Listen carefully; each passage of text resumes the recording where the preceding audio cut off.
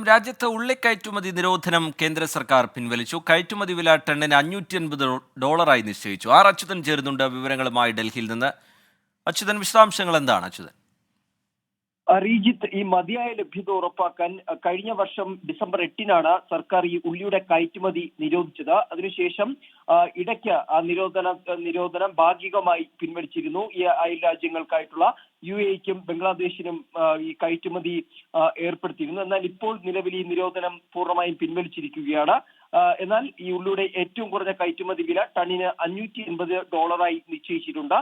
എന്നാൽ വിജ്ഞാപനം ഉടൻ പ്രാബല്യത്തിൽ വരുമെന്നാണ് അറിയിച്ചിരിക്കുന്നത്. ഈ മഹാരാഷ്ട്രയിലെ ലോക്സഭാ തെരഞ്ഞെടുപ്പ് കൂടി ലക്ഷ്യം വെച്ചുകൊണ്ടാണ് കേന്ദ്ര സർക്കാർ ഇത്തരമൊരു നീക്കം നടത്തിയിരിക്കുന്നത്. കാരണം മഹാരാഷ്ട്രയിൽ നിന്നുള്ള കർഷകർ നേരത്തെ തന്നെ ഈ ഒരു ആവശ്യം കേന്ദ്രത്തിന് മേൽ അറിയിച്ചിരുന്നു. അതായത് ഈ നിരോധനം പിൻവലിക്കണം, കയറ്റുമതി ഏർപ്പെടുത്തണമെന്നതടക്കമുള്ള കാര്യങ്ങൾ മുന്നോട്ട് വെച്ചിരുന്നു. എന്തായാലും ഇതെല്ലാം പരിഗണിച്ചുകൊണ്ടും മതിയായ ലഭ്യത രാജ്യത്ത് ഉറപ്പാക്കിക്കൊണ്ടുമാണ് ഇപ്പോൾ ഈ കയറ്റുമതി നിരോധനം പിൻവലിച്ചിരിക്കുന്നത്. ശരി, അച്യുതൻ ഡൽഹിയിൽ നിന്ന് വിവരങ്ങൾ നൽകുകയായിരുന്നു.